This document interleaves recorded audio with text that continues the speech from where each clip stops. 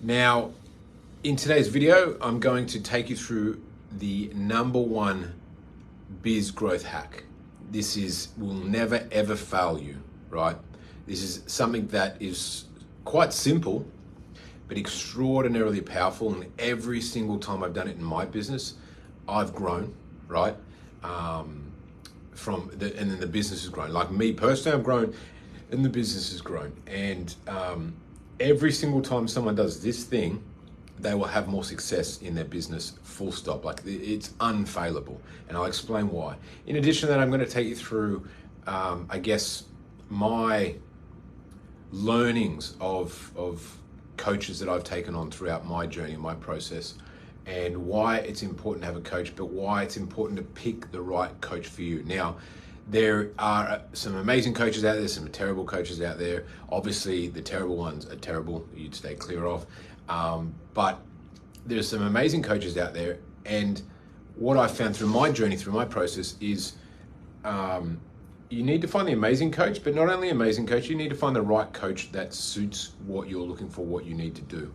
And I'll go through that so that you can learn through my journey, my mistakes that I've made when I've had good experiences, lesser, I've never had bad experiences, but lesser good, if that's a better word, experiences, and the commonalities that I found through it, and that's what allows me to pick moving forward. So I guess in terms of the number one hack to business growth is investing in yourself. Now, this is going to sound really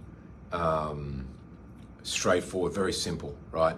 And it's also going to potentially, for some people, be, oh yeah, Chris, you're a coach, and you're going to explain why it's important to invest in themselves and get coaching.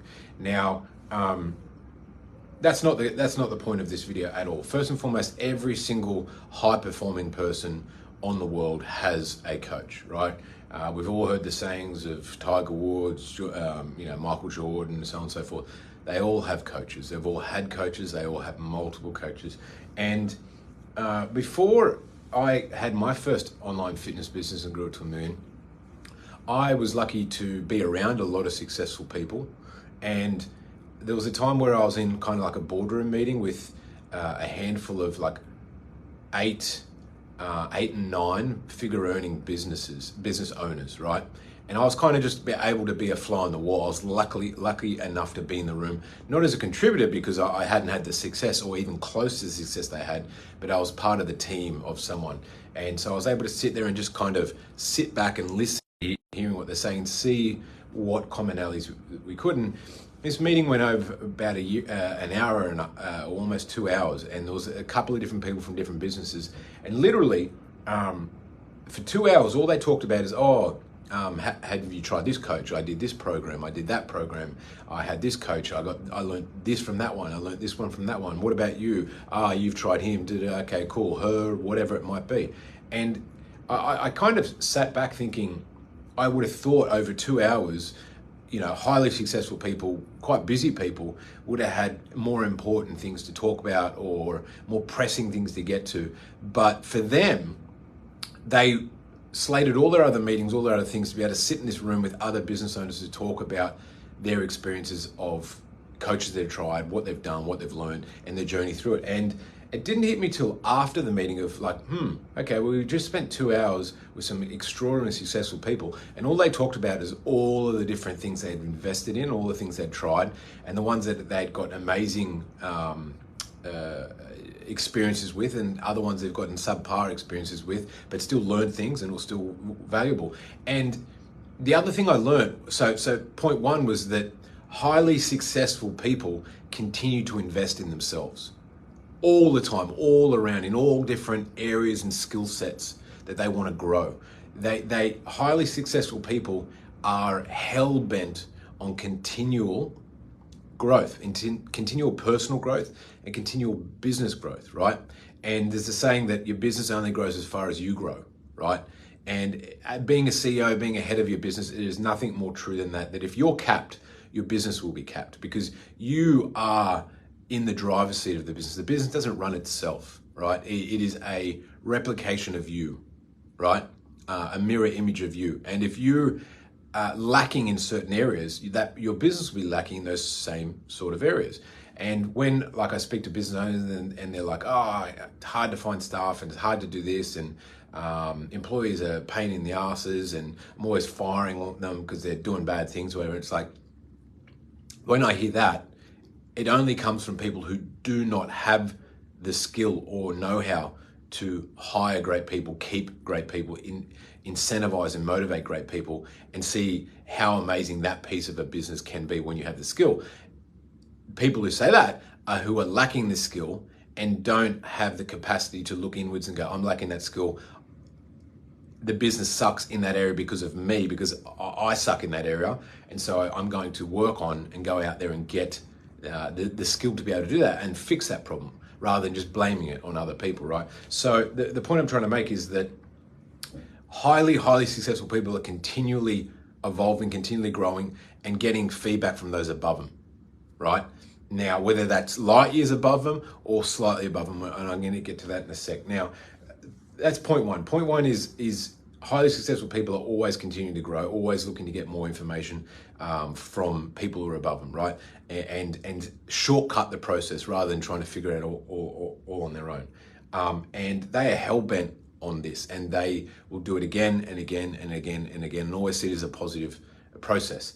And since that date of learning that I guess that secret, I have continually done the same. And every single time I invest in a coach, in help, every single time, whether it's like, I'm like, this was the best coaching thing I've ever had so far, or when I've invested in something and said, yeah, it was good, I got some stuff from it, but it wasn't exactly 100% what I was hoping for. Even then, I've way than made back more than my investment every single time. And the point being is that any type of coaching and help and support where you're getting, whether you're getting 10% of what you hoped or 100% of what you hoped, you're moving forward. You're always going to be more successful, right? Now, choosing the right coach is, or choosing the right coach for you is very important. I'm going to get to that in a sec. But the second piece to why everybody has growth in their business when they invest in a coach or get coaching or get help, right? It doesn't necessarily have to be coaching, but just investing in themselves, investing in the business, whether that's going out and getting a lease, whether that's going out and bringing on a new employee, whether that's like the employee might, if you don't have the skill set to get them successful, then, that's a different story. But the mindset of going, I'm going to take a leap of faith to evolve and go outside where I currently am to grow, right? Now, the reason why investing in yourself always, and especially coaching, always allows you to go to another level is because internally, forget the coaching, forget the coach, forget before you even open up the first training or whatever the coach does with you. As soon as you make that purchase, right? As soon as you invest, and ideally you're investing more than what you invested last time, and it's a process of leveling up. Every time you invest, as soon as you pay and you get that receipt, internally, what you're saying to yourself is, A, I'm backing myself, right? I'm gonna make this happen. And B, I'm of higher worth now. And what I mean by that is, that's why I said investing slightly higher each time. If you invest 5K in getting help, right? And you've never done it before, you level up because you're like, I just paid this person 5K and their coach, right? So it must work. It must happen. There must be coaches out there that are getting this day in and day out, right? So as a result, if I'm charging 2K, 3K, 4K, prior to that, I might have been afraid, right? From a mindset perspective, or the belief of, do people actually pay that amount to get coaching or whatever? And as soon as you do it, you're like, yes, people do it. And I've paid more than what I'm going to ask for my clients. And so, I've invested in myself, and it's totally unethical to get a client to invest in you when you won't invest in yourself. And that's, a lot of people get this imposter syndrome that kind of holds them back when they're like trying to go out there and get clients, but they're not open to investing in themselves or getting coaching themselves, right? And you might do all of the things right. You might have all the right sales scripts or whatever, but it's the internal belief that kind of comes through in your tonality and everything that is what causes you to have lesser success than you should, right? And as soon as you like take a leap of faith and you put your money where your mouth is and you value yourself, then everything just flows down, and that self-belief piece just falls into place, because you're like, well, I did it, why shouldn't someone else, right? Whether if they're paying a slightly lower level, for example, to get your help. And also, like, it gives you more belief that when you get a client, right, you're like, well, I paid 10K to this coach, right? And this client's going to pay me 2 or 3K. They're going to get essentially all the things I've learned from a 10K coach for 3K. So the value of this is phenomenal. And so when you get on a sales call, you have this complete belief. It just comes through, and you'll end up closing more, right? In addition to that, right, you have an external motivator, and that's, I've just invested, I've just backed myself, I need to make this investment work, right? And we all need, like, we're all internally motivated, right? We're all motivated people. We get up, we train, we do whatever. But there's times where an external motivation, as well as an internal motivation, really allows you to go to that next level, right? Because you're like, I put it out to the universe, I've done this, I need to make this happen, right? And that's an external motivator. So when you're like a little bit tired, and usually you'd be like, I'll do it tomorrow, whatever. You're like, no, like, I'm all in on this coaching, and it's over the next 60 days, 90 days, 30 days, whatever it is. And so I'm going to double down. I'm going to focus, and it helps you break through mindset plateaus and energy plateaus, and really drill down and focus. And generally, there's a saying, where focus goes, cash flows, right? Where focus goes, cash flows. So all of these pieces together is why every single time a person gets a coach and commits to coaching, has a leveling up in their business. And this is aside from anything you get from the coach. This is like before you even start the coaching, right? So that's what I mean by, if you get a coach and you only get 10% of what you were hoping from them, in terms of like, they weren't a perfect personality fit or whatever it might be, you're still going to get mammoth return on your investment, right? Now, where the sweet spot comes is picking a great coach, right? There's lots of great coaches out there, but there's not just finding a great coach, it's finding the great coach for you, right? And that's what I meant about earlier. Now, I've had a lot of coaches, I've had a lot of different experiences, and all of them have been great, right? They've all been successful, more successful than me. And there's two pieces that I generally look for now when I'm looking for a new coach, through experiences I've had and what I've learned through the process. There's two pieces. One, is what this coach does, and does really well, better than me, is that something that would suit me and my personality and my vibe? Now, there's been times where I've had coaches and they're amazing and they were doing really good, but the strategy and the process and how they attacked things just wasn't really a personality fit for me. Like, they were more, I'm probably a little bit more introverted than some people, and the coach was a little bit more extroverted, right? And so as a result, they did things that would suit their personal skill set better than my personal skill set. Now, I still got amazing stuff from it, and I purposely went into the most recent coaching, or second most recent coach, knowing that they're different than me, and sometimes it's good to get around people that are better at things than what you are. Like, where you're strong, find out where you're weak, and get people who are strong where you're weak. And so you can get that exposure to build up your weakness, right? So it was still phenomenal, right? And like I said, I still got a massive return on investment, and the things I learnt where I was weak in my skill set was really, really good. Now, in addition to that, finding coaches that are above you, right, but do exactly what you want to do and what's a perfect fit for your personality style. They're kind of similar to your personality style. Time and time again, when I found that, I almost get like a twofold benefit, because it's like everything that they do, I can just replicate, and it just fits to my skill set. And it's like a hand in glove, perfect fit, right? And so rather than getting like a 100% return on investment, I'll get a 200% return on investment, or 300%, because it's just a perfect fit, right?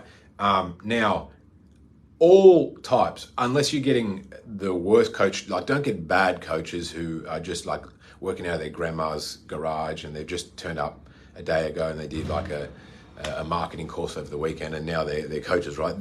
We're putting that aside. But if you find good coaches, right, if they're not your personality and you're wanting to grow in that skill set, all right, cool, right? And I've done that purposely, and I've done that unpurposely in the past, and I've learned, okay, go look for those in your skill set. But there's been times where I've gone, all right, I want to get outside of my skill set and get stronger around that, and then I'll go there.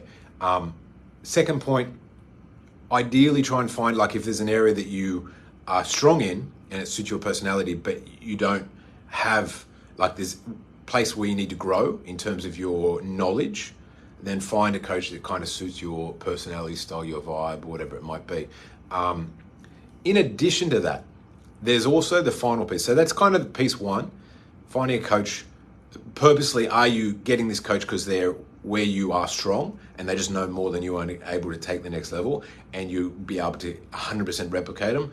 Or are they strong where you are weak and you're just trying to build up your weakness, your weak area, and get outside of your comfort zone? That's point one. Now, point two is, how far ahead should the coach be of you? Now, I've had coaches that are like doing 100 million a year when I was doing 100,000 a year, right? And I've had coaches that were doing like 2 million a year when I was doing 1 million a year, for example. And generally, when you find a coach who's closer to where you are, like for example, if you're doing $100,000 a year and you find a coach who's doing 1 million a year, or $500,000 a year, close to where you are, they will have more recently gone through the journey you're going to go through. So they're going to know the traps and deal with things more recently, right? Whereas if you are doing 100,000 a year and you get a coach that's doing 100 million a year, like they would have gone through your journey maybe 3-4 years ago, and they are now dealing with $100 million problems rather than $100,000 problems. And so there'll be a gap. Like they've gone through the journey and they'll be able to go, hey, I did this and this and this and this, and you still get phenomenal stuff. But they might have slightly less nuances in terms of filling the gaps of like going from 100,000 to 200,000 today, because they did it a long time ago, and that's not what they deal with today, for example. So that's the positive of finding someone that's slightly ahead of you. Now, the positive is finding someone that's way ahead of you. I fell into a trap where I continually got coaches that was just slightly ahead of me, and it was cool because it allowed me to make fast, quick jumps, quick, small jumps in growth, right? And then I was like, you know what, I'm going to get a coach that's way, way, way ahead of me. And although that they are weaker on filling in the nuances of like the small jumps of where you are today, they are able to foresee the problems and the solutions that will come in your business in a month, in 6 months, in a year, in 2 years. And so rather than like building the business to go from there to there, they will go, okay, well, rather than go from there to there, you're going to have that problem. And I went there and that sucked. So you're better off, like, it's easier if you just go from there to there with this thing, for example, right? They'll be able to foresee what's going to happen after step one. So like what's going to happen in step 2, step 3, step 4, step 5, and set you up so step 2, 3, 4, 5, 6 is successful, not just step 1, right? So the point being is there are different coaches for different things, and all of them have their own strengths. And there's a couple of tips there on, you know, how to decide which one's the best next one for you, next one. But know that you're always going to continue to invest and continue to get coaching. And it's all about, like, it's okay if you get one that's just ahead of you, knowing that the next one you're going to get is going to be way ahead of you, and you're going to be able to taste both of that and get the yield from both of it. And I guess it's not about making one coaching investment and thinking that that's going to turn you to a billionaire and that'll be it. So don't fear investing in yourself, and don't think, oh, I've got to look around and search and research and spend the next few years trying to find the best coach, because like this is like a make or break decision, whatever it might be.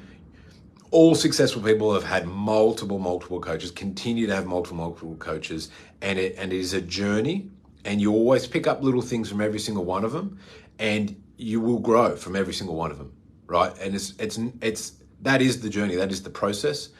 Some will stick better than others, but you will always learn and grow from every single piece, whether it's just, as I said, the first second of just self-belief of complete increased perceived value in yourself. And how it sounds so mumbo jumbo, like so stupid, but like literally, if you're charging, I'm going to make this up, if you're charging $100, right, and you're like, oh, that's all anyone can pay, and then you go get a coach and you pay them 10,000, right?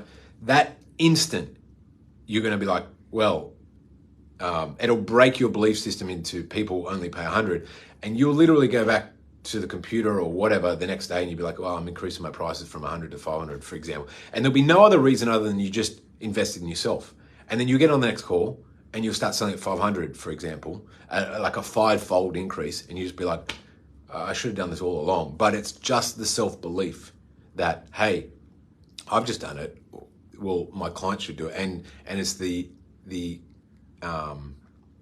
being ethical in regards to investing in yourself, asking someone to invest in you in a higher price.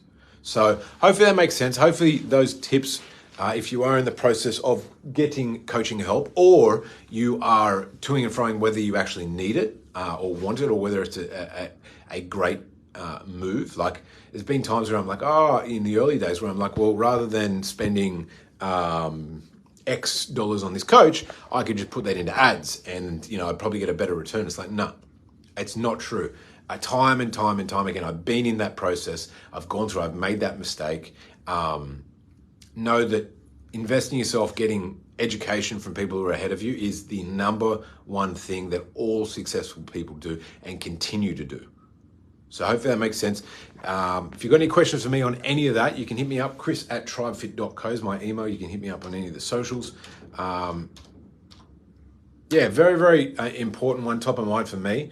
And I hope that this, how to categorize what's there to make the next best move for you, helps you in your process. One, knowing that you need to invest in yourself, and two, which and how to choose to give you the confidence to move forward. So hopefully that makes sense. Any questions, hit me up, and we'll be speaking soon. That's it from me. Bye for now.